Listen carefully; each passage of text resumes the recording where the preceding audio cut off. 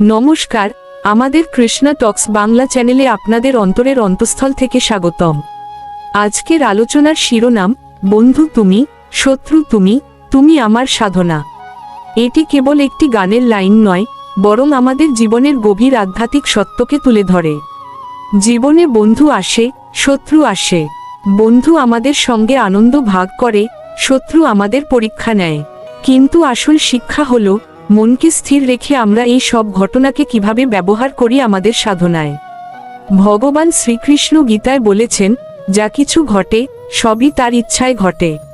অর্থাৎ বন্ধু হোক বা শত্রু, প্রতিটি সম্পর্ক আমাদের মনকে প্রশিক্ষণ দিচ্ছে। যারা আমাদের খুশি দেয় তারা আমাদের হৃদয়কে উজ্জ্বল করে, যারা আমাদের কষ্ট দেয় তারা আমাদের ধৈর্য, ধ্যান এবং আত্মসংযমের পাঠ শেখায়। ধরা যাক, একজন বন্ধুর সাহায্যে তুমি সৎ পথে চলছ, এটি তোমার সাধনাকে সহজ করে তোলে। কিন্তু আসল পরীক্ষা আসে তখন, যখন শত্রু বা চ্যালেঞ্জ আসে। তখন তুমি কি আপনার অন্তরের স্থিরতা বজায় রাখতে পারো, নাকি মনের উত্তেজনা তোমাকে বিভ্রান্ত করে? এই প্রসঙ্গে উপসহিলের নাম দিয়ে আমরা বলতে পারি, একজন মহাজ্ঞানী শিষ্য সবসময় মনে রাখে, বন্ধু এবং শত্রু দুইই ভগবানের দয়া। বন্ধু আমাদের আনন্দ দেয়, শত্রু আমাদের পরীক্ষা নেয়। কিন্তু তাদের প্রতি আমাদের মন নিরপেক্ষ থাকে এবং সমস্ত ঘটনাকে আমরা শ্রীকৃষ্ণের উপাসনায় পরিণত করি। যখন আমরা বন্ধু বা শত্রুর কাজকে ভগবানের জন্য নিবেদিত করি, তখন কোন কষ্ট বা আনন্দই আমাদের মনের শান্তি কেড়ে নিতে পারে না। উদাহরণস্বরূপ, আমাদের ছোট ছোট দৈনন্দিন কাজ, বন্ধুর সঙ্গে সহায়তা করা, শত্রুর দ্বারা উত্থাপিত সমস্যা মোকাবিলা করা, সবই যদি আমরা মন থেকে সমর্পিতভাবে করি, তা হয়ে যায় নিঃস্বার্থ সাধনা। আত্মার পরম মিত্র ও শত্রু। শ্রীমদ্ভগবদ্গীতায় শ্রীকৃষ্ণ অর্জুনকে বলেছেন, নিজের মনই নিজের বন্ধু, আবার মনই নিজের শত্রু। যার মন জয় করা হয়েছে তার মন পরম বন্ধু, কিন্তু যে মনকে জয় করতে পারেনি তার মনই তার জীবনের সবচেয়ে বড় শত্রুর মতো আচরণ করে।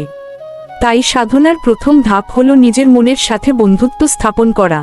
সুখ দুঃখের দ্বন্দ্বে স্থিরতা। শাস্ত্রে বলা হয়েছে, শীত ও গ্রীষ্মের মতো সুখ এবং দুঃখ ক্ষণস্থায়ী।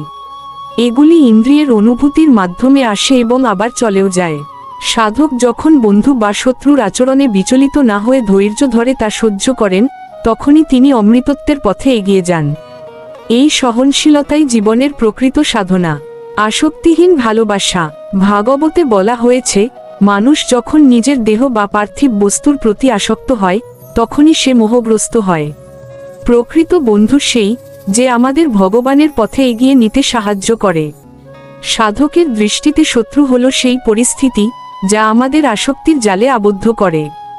আসক্তি ত্যাগ করে নিঃস্বার্থভাবে কর্ম করাই হল মুক্তি। কাম ও ক্রোধের বিনাশ। শ্রীকৃষ্ণ কাম, ক্রোধ ও লোভকে নরকের তিনটি দ্বার হিসেবে চিহ্নিত করেছেন। এই তিনটি প্রবৃত্তিই মানুষের অন্তরের বড় শত্রু। সাধনার মাধ্যমে যখন মানুষ এই শত্রুগুলোকে জয় করে, তখন তার অন্তরে প্রেমের প্রদীপ জ্বলে ওঠে এবং সে পরম শান্তি লাভ করে। সমদর্শিতার মহান শিক্ষা। শাস্ত্রে পণ্ডিত বা সাধকের লক্ষণ হিসেবে বলা হয়েছে সমদর্শিতা। তিনি বিদ্যাবিনয়সম্পন্ন ব্রাহ্মণ, গাভী, হস্তি, কুকুর বা চণ্ডাল, সকলের মধ্যেই পরমাত্মার উপস্থিতি দেখতে পান। যখন আমরা বন্ধু ও শত্রুকে পৃথক চোখে না দেখে উভয়ের মধ্যে শ্রীকৃষ্ণের সত্তা অনুভব করি, তখনই সাধনা পূর্ণতা পায়। কর্মফলের ঊর্ধ্বে অবস্থান। শ্রীমদ্ভগবদ্গীতার প্রধান শিক্ষা হল, কর্মে তোমার অধিকার আছে, কিন্তু ফলে নয়। বন্ধু যখন উপকার করে বা শত্রু যখন ক্ষতি করে, দুটি পূর্বকৃত কর্মের ফল হিসেবে গ্রহণ করা উচিত। এই বিশ্বাস থাকলে কোনো প্রতিকূলতাই সাধককে বিচলিত করতে পারে না। দৈবী ও আসুরি প্রবৃত্তির লড়াই। মানুষের হৃদয় সর্বদা দৈবী সম্পদ ও আসুরি সম্পদের যুদ্ধ চলে। অভয়, চিত্তশুদ্ধি ও জ্ঞানযোগ হল দৈবী গুণ, অন্যদিকে দম্ভ, দর্প ও অভিমান হল আসুরি গুণ। শত্রু আসলে বাইরে নয়, আমাদের ভেতরের এই আসুরি প্রবৃত্তিগুলোই আমাদের বড় শত্রু। ভক্তির মাধ্যমে শত্রু জয়। শ্রীমদ্ভাগবতে প্রহ্লাদ মহারাজের চরিত্র থেকে আমরা শিখি যে, পরম শত্রু হিরণ্যকশিপু শত চেষ্টা করেও তাকে বিনাশ করতে পারেনি। কারণ প্রহ্লাদ শত্রুর মধ্যেও ভগবানকে দেখেছিলেন। অবিচল ভক্তি থাকলে চরম শত্রু ও সাধনার সহায়ক শক্তিতে পরিণত হয়। জরা ও মৃত্যুর ভয় থেকে মুক্তি। এই নশ্বর দেহ ব্যাধি ও বার্ধক্যের অধীন। সাধক জানেন যে মৃত্যু অনিবার্য, তাই তিনি শরীরের শত্রুকে ভয় না পেয়ে আত্মার অমরত্বের কথা স্মরণ করেন। গীতার শ্লোকে বলা হয়েছে, আত্মা কখনো মরে না, একে কেউ কাটতে পারে না বা পোড়াতে পারে না। এই উপলব্ধিতেই সাধনার সার্থকতা। ধৈর্য ও তিতিক্ষার সাধনা। যিনি নিজের ওপর নিয়ন্ত্রণ রাখতে পারেন এবং অন্যের কটু কথায় বিচলিত হন না, তিনিই প্রকৃত যোগী। শত্রু যখন নিন্দা করে, তখন সেই নিন্দা ধৈর্য পরীক্ষার সুযোগ করে দেয়। এই তিতিক্ষা বা সহ্য করার ক্ষমতা সাধককে মানসিক ও আধ্যাত্মিকভাবে শক্তিশালী করে তোলে। মোহ এবং সত্যের সংঘাত। মায়া বা মোহ আমাদের সত্য দেখতে বাধা দেয়। আমরা যাকে বন্ধু ভাবছি সে মায়ার বন্ধন হতে পারে, আর যাকে শত্রু ভাবছি সে হয়তো আমাদের সত্যের পথে ঠেলে দিচ্ছে। প্রতিটি সম্পর্কের গভীরে থাকা পরম সত্যকে জানাই হলো সাধনার লক্ষ্য। বুদ্ধির স্থিরতা ও প্রজ্ঞা। ভগবদ্গীতায় স্থিতপ্রজ্ঞ ব্যক্তির বর্ণনা দেওয়া হয়েছে। তিনি সুখে আনন্দিত হন না এবং দুঃখে বিষণ্ণ হন না। বন্ধু ও শত্রুর আচরণে যার বুদ্ধি স্থির থাকে, তিনি পরমাত্মার সাথে যুক্ত হতে পারেন। এই স্থিরতাই হল জীবনের শ্রেষ্ঠ সাধনা। শরণাগতির পরম পথ। শ্রীকৃষ্ণ শেষ উপদেশ হিসেবে বলেছেন, সকল ধর্ম ত্যাগ করে একমাত্র তারই শরণাগত হতে। যখন মানুষ বুঝতে পারে যে সব সম্পর্কের মূলে সেই পরমেশ্বর, তখন বন্ধু বা শত্রুর ভয় দূর হয়ে যায়। সম্পূর্ণ আত্মসমর্পণই সাধনার চূড়ান্ত শিখর। নিঃস্বার্থ সেবার মাধুর্য। ভাগবতে বলা হয়েছে, জীবের সেবা করাই হলো ভগবানের সেবা। যখন আমরা শত্রুর প্রতিও করুণা প্রদর্শন করি এবং বন্ধুর প্রতি কৃতজ্ঞ থাকি, তখন আমাদের হৃদয় দর্পণের মতো পরিষ্কার হয়ে যায়। এই পবিত্র হৃদয়েই শ্রীকৃষ্ণের আবির্ভাব ঘটে। অন্তিম যাত্রা ও চেতনার জাগরণ। মানুষের শেষ সময়ে যা স্মরণ থাকে, সে সেই গতিই লাভ করে। তাই সারা জীবন বন্ধু, শত্রু বা নানা ঘটনার মধ্য দিয়ে আমাদের এমনভাবে সাধনা করতে হবে যেন অন্তিম সময়ে কেবল শ্রীকৃষ্ণের নাম স্মরণে থাকে। প্রতিটি সম্পর্কই আসলে সেই পরম লক্ষ্যে পৌঁছানোর এক একটি সোপান। মনের আয়নায় আত্মদর্শন। আমাদের মন হলো একটি স্বচ্ছ আয়নার মতো। কাম, ক্রোধ ও লোভের ধূলিকণা যখন এই আয়নায় জমে, তখন আমরা নিজেদের প্রকৃত স্বরূপ দেখতে পাই না। শ্রীকৃষ্ণ অর্জুনকে শিখিয়েছেন, মনকে শুদ্ধ করাই হলো জীবনের মূল লক্ষ্য। যখন মন নির্মল হয়, তখনই সে আমাদের পথপ্রদর্শক বন্ধু হয়ে ওঠে, আর মলিন অবস্থায় সেই মনই আমাদের বিভ্রান্ত করে ভুল পথে নিয়ে যায়। ইন্দ্রিয় দমনেই জয়। ইন্দ্রিয়গুলো ঘোড়ার মতো, আর মন হলো তার লাগাম।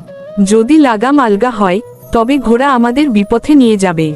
তাই সাধকের কাছে ইন্দ্রিয়গুলো যেমন শত্রু হতে পারে, সঠিক সাধনার মাধ্যমে তারাই আবার ভক্তির উপকরণ হয়ে উঠতে পারে। ইন্দ্রিয় জয় করাই হলো নিজেকে চেনার প্রথম সোপান। অহংকার, অলক্ষ্য শত্রু। মানুষের সবচেয়ে বড় শত্রু বাইরে নয়, বরং তার ভেতরে থাকা অহংকার। যখন আমরা মনে করি আমিই কর্তা, তখনই আমরা মায়ার জালে আটকে পড়ি। শ্রীকৃষ্ণ শিখিয়েছেন যে সমস্ত কর্ম তাকে অর্পণ করে অহংকারমুক্ত হওয়াই হলো পরম বন্ধুর লক্ষণ। এই অহংকার ত্যাগ করাই হলো প্রকৃত সাধনা। বিচার বুদ্ধি ও বিবেকের জাগরণ। মন যখন চঞ্চল হয়, তখন বিবেকই আমাদের রক্ষা করে। পরমাত্মা আমাদের হৃদয়ে বিবেক রূপে অবস্থান করেন। আমরা যখন বিবেকের কথা শুনি, তখন পরমাত্মা আমাদের বন্ধু হন। কিন্তু যখন আমরা লালসার বশবর্তী হয়ে বিবেকের কণ্ঠরোধ করি, তখন আমরা নিজেই নিজের অমঙ্গল ডেকে আনি।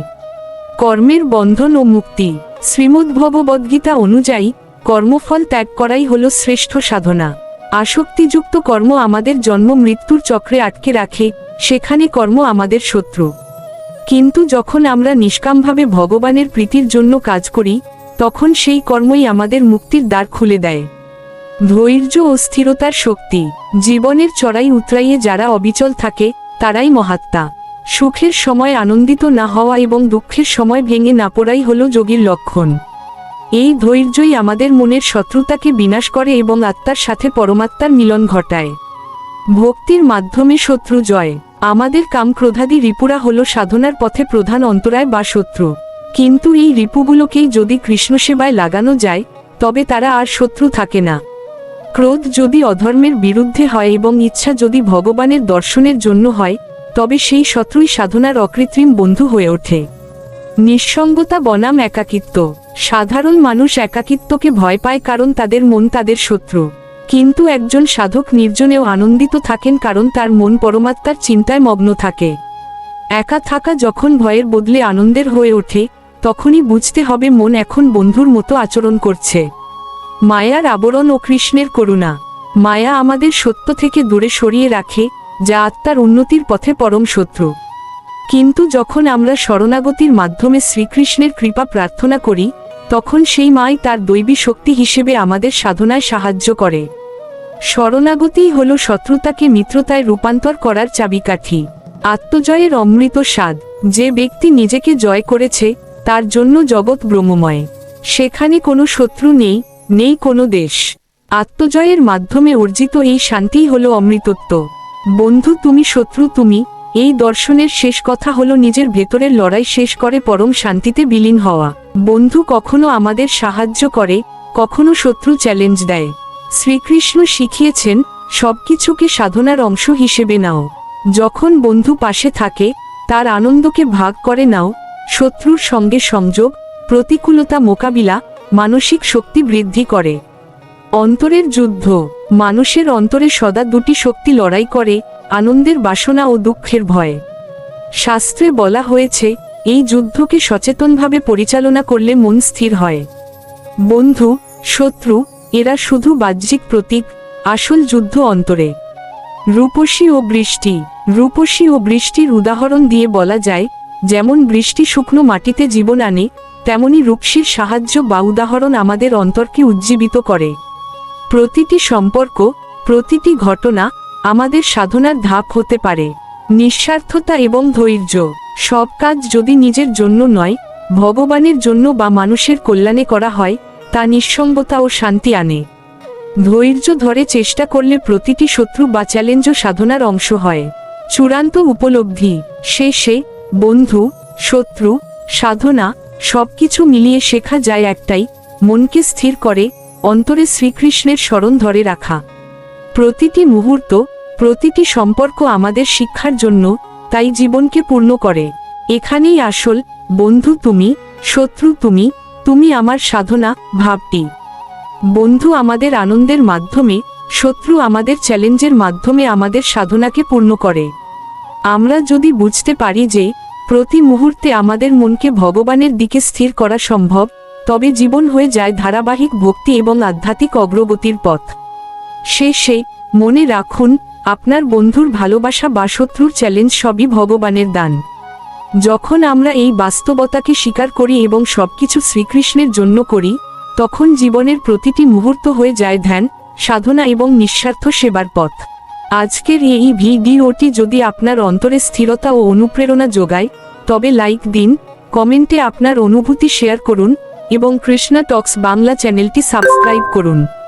আর মনে রাখবেন, প্রতিদিন রাত 8টায় আমাদের চ্যানেলে ধর্মীয় কোন না কোন বিষয়ে শাস্ত্রীয় ভিত্তিতে আলোচনা করা হয়।